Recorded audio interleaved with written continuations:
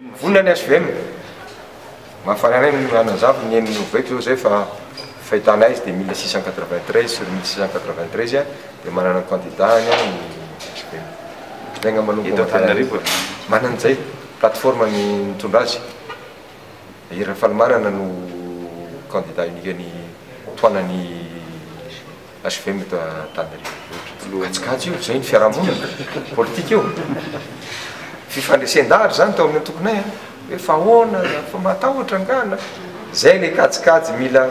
froideur politique tsy hoe ty hafanampo fotsiny akory fa ahoana ny zava-misy jery anao ahoana nitetiky ny olo sasany inona nitetika olonao miady amin'izany andresenao lahatra ny olona fa tsy ny hafanamponao fotsiny noentinao any nefa kiliny zany marina Antananarivo fa